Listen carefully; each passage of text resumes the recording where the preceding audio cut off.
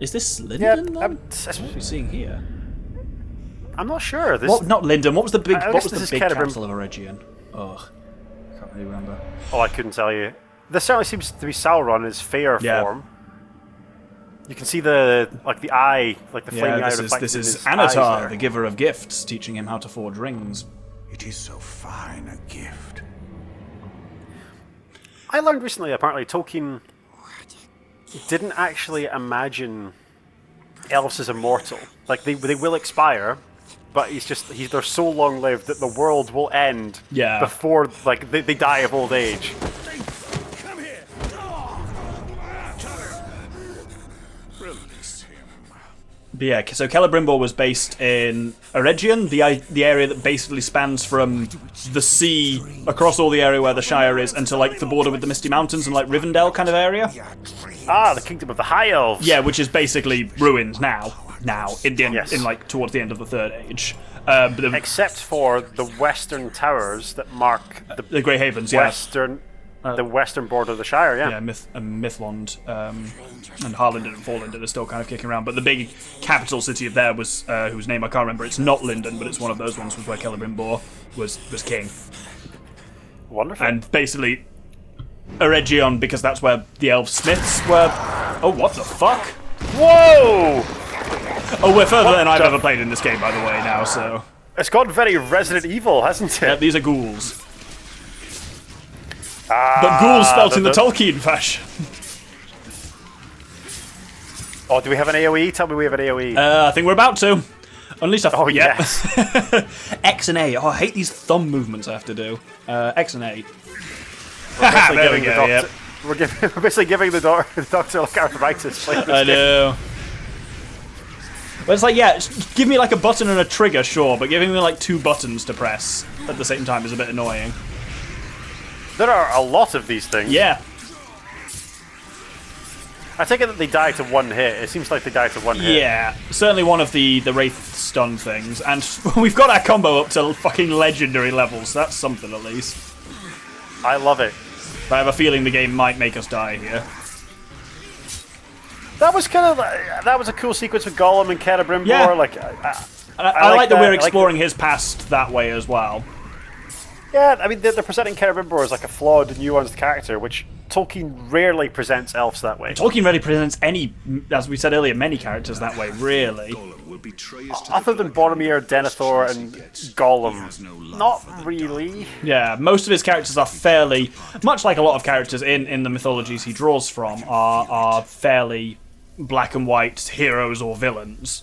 Hence why, as we kind of talked about, he doesn't put much effort into explaining to you why Sauron's a villain. It's like you just said, well, he's the Dark Lord. Of course he's the villain. Yeah, and I get that he's following on from works of heroic fantasy. That this is basically a work of mythology as much as anything else.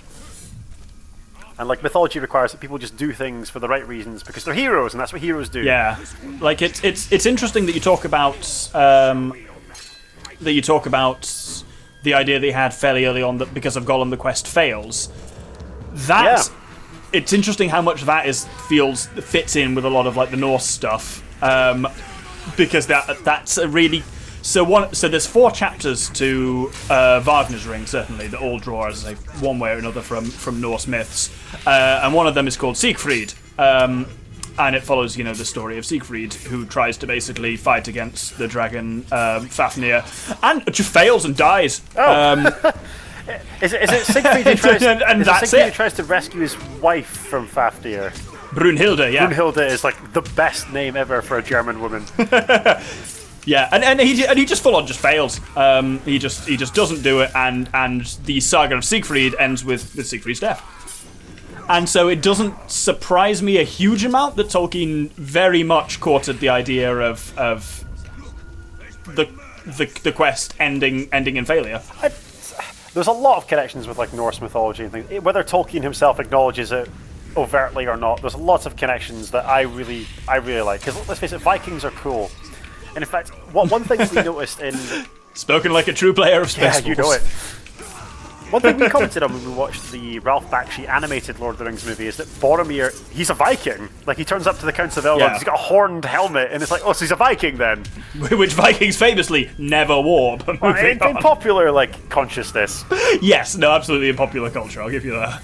I kind of like the conception of, like, Gondorians as Vikings. Obviously, in Peter Jackson's movies, they wanted to distinguish them from the Men of Rohan by making them kind of armoured and more like kind of medieval knight. Well, I mean, the Men of Rohan are also overtly Norse too. Yeah. The first time, Like they've got the horsehair helmets and everything. the first time that Tolkien writes the word horse lords in The Lord of the Rings, he describes them as explicitly evil. Like, yeah, I think I did know that. and it's like, even when you go back and read Fellowship, one of the reasons that like they will not risk the Gap of Rohan is not necessarily because of Saruman, it's because like they don't know who the horse lords serve now. Even though like you know they're basically good guys, the Men of Rohan.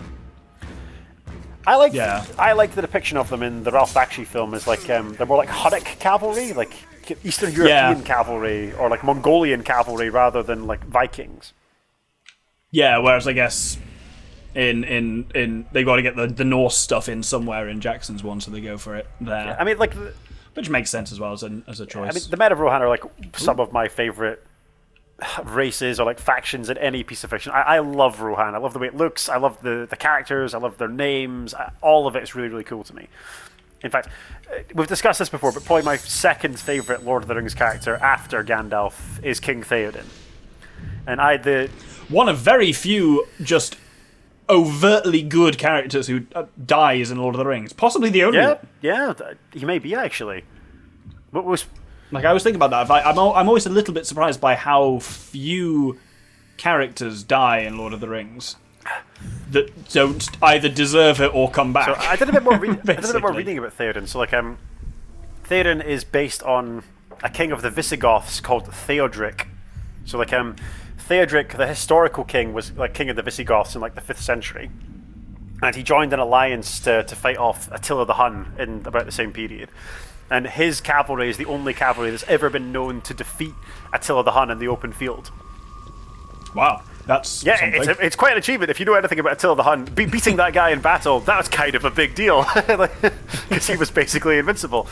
But King Theodric is also commonly depicted, like, because I mean, it's mostly oral history. No one was really writing things down in this period, but he's mostly depicted as having been crushed by his own horse during the battle.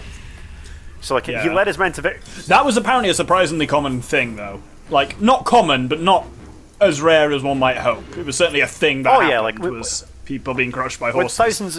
It turns out massive war horses are fucking gigantic. Yeah, when thousands of men and horses run at one another, there's a good chance that someone's going to get crushed accidentally. But this is the really cool bit. So as at the time of recording, I'm just back from the city of Madrid, the Spanish capital.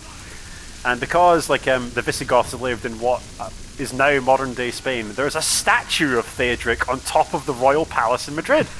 So there's a fantastic picture of me looking so fucking pleased with myself that I'm standing next to a statue of what is basically King Theoden, and he was an actual guy who existed, and he was as awesome in real life as King Theoden is in Lord of the Rings. It was almost worth the trip to Madrid. So this is our man again, Nachra Skullbow, who's now trying to recruit more Uruks to his cause. This bastard who just will not die. Come with me, and we'll bash some heads, yeah? Oh, he's a persuasive bastard. Apparently not, though. Now, does he have any weaknesses we can exploit? Almost certainly. But also, I'm not going to do it here, but also we have some different things here. We can actually, if we target, for example, the Uruks who are opposed to him, he'll gain power here, and if for some reason we wanted to do that, we could let that happen. If we know at least he's a known quantity, we can let him gain power over some unknown Uruks or whatever. We're not going to do that, though. I like this very organic system of orcish politics. This is really, really cool. Yeah. Stealth finishes is his main thing, where he can be killed instantly, so let's see if we can drop down on him from up here. While we're talking a lot about orcs, while the Doctor lays the ambush, something I was really shocked by when I was reading the history of the Lord of the Rings is that Tolkien uses the word orcs shockingly little. Like, it's almost exclusively the word goblins that he uses. And there's a line in one of the early drafts where Gandalf talks about the goblins of Moria and says they're big like the goblins of old, real orcs, implying that at least Gandalf seems to think that orcs and goblins are different things. And yeah. Well, see also the line Saruman has crossed orcs with goblin men. It's like, what does that mean? Certainly, the implication from Gandalf is that goblins are like a smaller orc. An orc is like another breed of goblin, but they're generally bigger and stronger. There we go. He doesn't like being beaten, shockingly. I mean, very few people do, unless you're into that. Yeah, probably a good trait among Uruk captains is to not like losing. Now, is he an Uruk or is he a orc or a goblin? I'm unclear. He's about to be fucking dead, though, is what he is. Chop him up. Tell us how you're enjoying the series so far, viewership. So we don't know how this will have been edited, but I think we're doing lots of original Lord of the Rings chat that we haven't discussed at great length before. Yeah, I think so far this has actually been edited down far less than I was potentially expecting. Oh, fuck's sake, more are coming. And I'm stuck on some fucking little corner here. And I've been poisoned. It's a bad day for Talion viewership, but we hope it's a good day for you. So tell us in the comments, what are you enjoying so far? Are you enjoying the Lord of the Rings chat? Are you enjoying, just watching Talion wade through horde after horde of orcs? Well, tell us in the comments what you're enjoying so far, and we'll get back to the game in a moment. I'm going to look up whether this actually is the voice of Andy Serkis. Yes, please do. I'm curious to know that. Also, props to them for making poison a much more interesting concept than it is in other games. In other games, normally poison is just you take slow health damage. No, in this one, you don't get the prompts for when to counterattack, and you don't get any time slowing. Oh! Which is actually quite interesting. It dulls Talion's wits as the poison kind of overcomes him, I guess. Yeah, basically. It seems like the Shadow of Mordor, from just looking on the Wikipedia page now, is pretty well regarded. Yeah. I think people seem to enjoy it. There's a really cool bit of art of Talion striding out of some mist, which is pretty sweet. I'm not going to read the plot synopsis because I want some things to be a surprise. Yeah, don't do that. But controversy. Ooh. I don't remember any controversies with this particular. I'm curious to see what they are. They were accused of stealing the assets from Assassin's Creed 2. I mean, there's clearly some. I can see that. There's clearly some strong influence there. I can see why that would be a concern. Development. Yeah, Wikipedia didn't seem to have anything immediately obvious about the cast. There's no mention of Andy Serkis that I can see, but surely, if he was a part of this, they would be shouting it from the rooftops, right? But it's, as you say, it's clearly a decent Andy Serkis impression because it sounds. Someone's doing a really good job if it's not Andy Serkis. Yeah.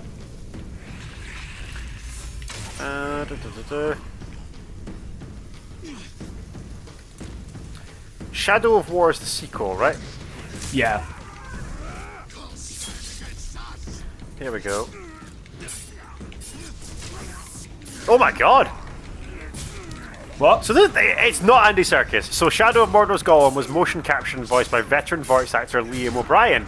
Now, do you watch Critical Role, Doctor? I don't, actually, unfortunately. Oh, well, for anyone who does watch Critical Role, the popular Dungeons & Dragons show, which is now...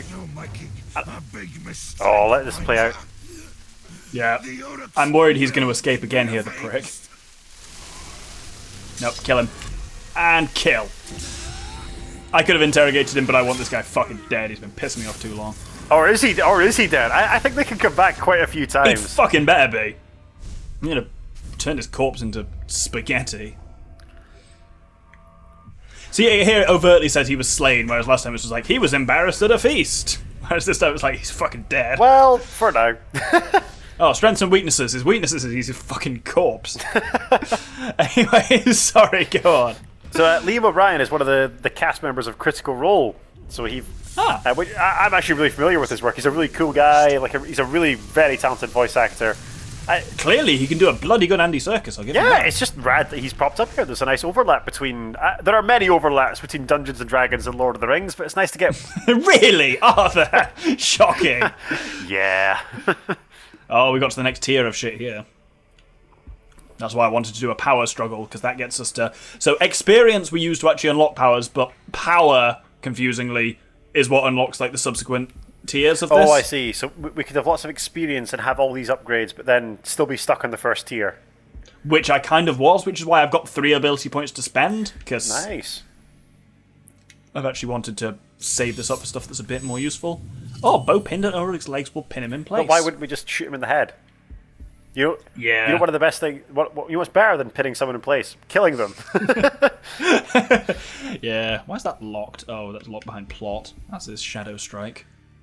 Oh my god, it's gonna be. Clearly, we need to.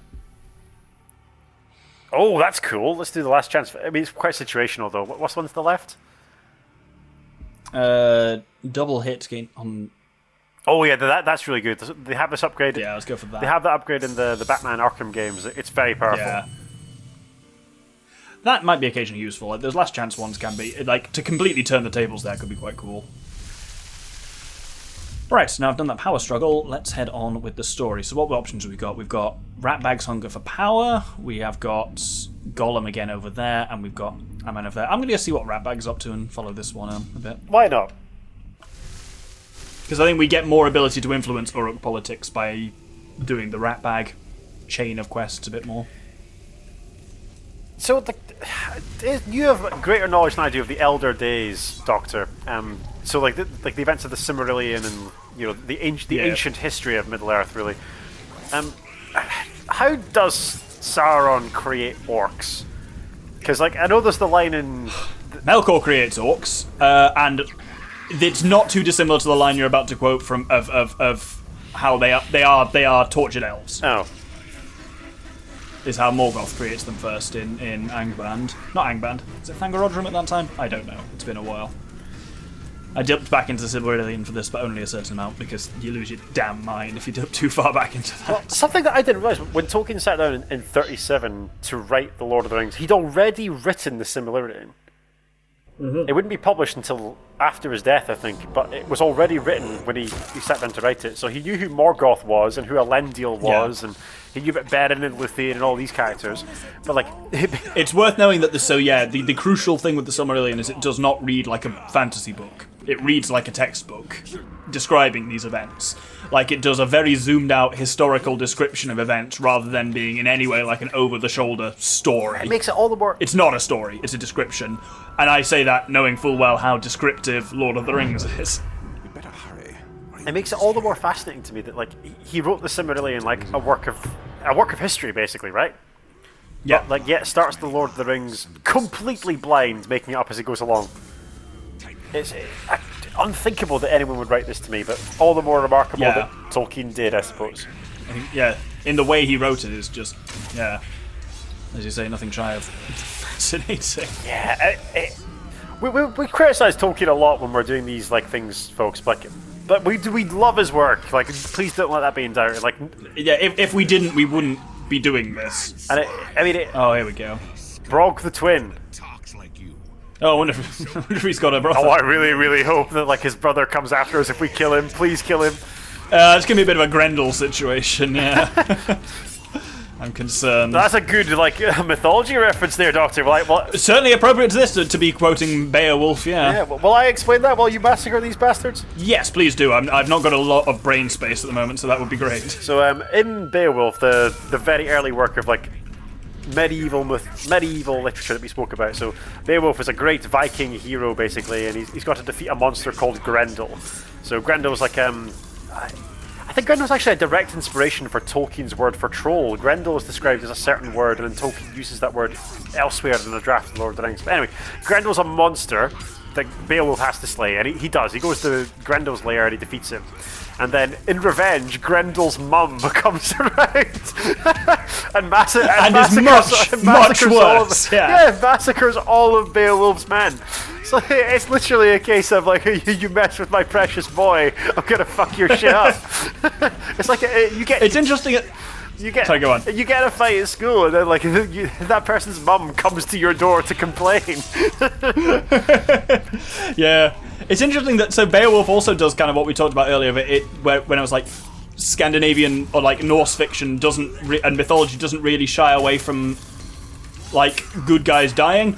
Beowulf has all this stuff with Grendel and Grendel's mother, and he defeats them as a hero, and then it has a random epilogue which is like 40 years in the future, which is old man Beowulf trying to slay a dragon, and he just gets fucking killed by it. Yeah, interesting. And that's I think there's a big thing, and you see it in Ragnarok and all that kind of stuff. But I think it's pretty common in Norse mythology is you go all the way to the end of the story. So you tell the story of when they're a hero and all that kind of stuff, but then also you need to go right to the end of their story when they eventually die or whatever. Yeah, I kind of like that as a narrative conceit. It's very Scandinavian when you live in a horrific land of ice and snow where life is cheap and either you bring yourself back plunder or you die young. It's very emblematic, I feel. Brog is the bodyguard of an unknown war chief, which is the top tier. Let's steal some intel on him from... Mog the other twin! Hey! Yeah, we saw that coming. He's much worse. He's an actual war Look chief. at that guy. It's like if Dwayne "The Rock" Johnson was served Sauron. Can you smell what Mog is cooking? It's Sauron's elbow! Well, he can be damaged by range attacks and combat finishers. Hate.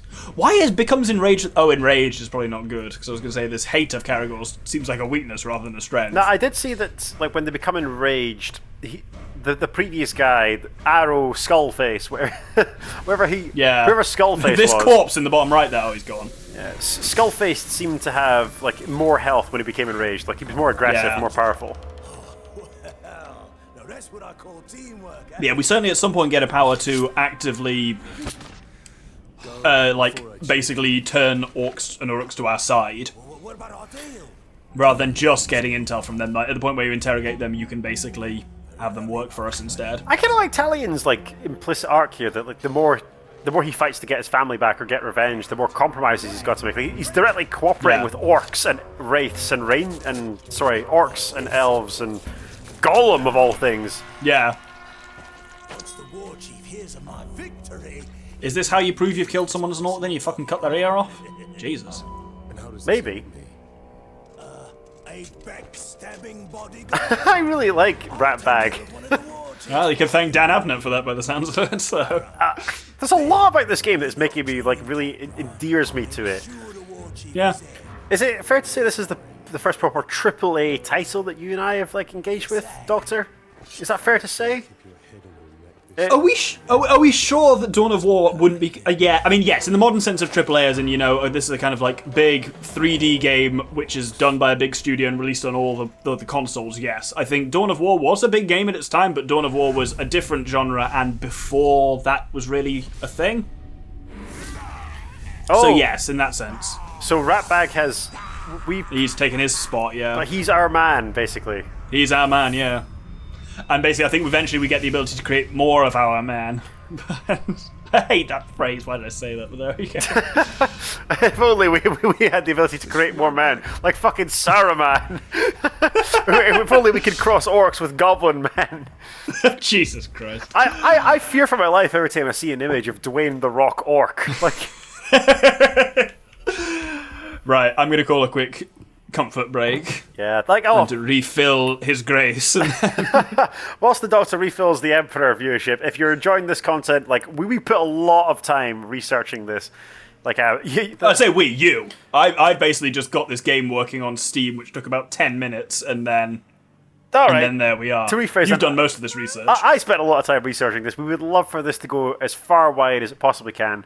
We're having a good time recording it. Hopefully you're having a good time watching it. Like, share, subscribe. If you know anyone who loves Lord of the Rings, tell them to check us out. But for now, we love you. Have a good night. We're back soon. Indeed.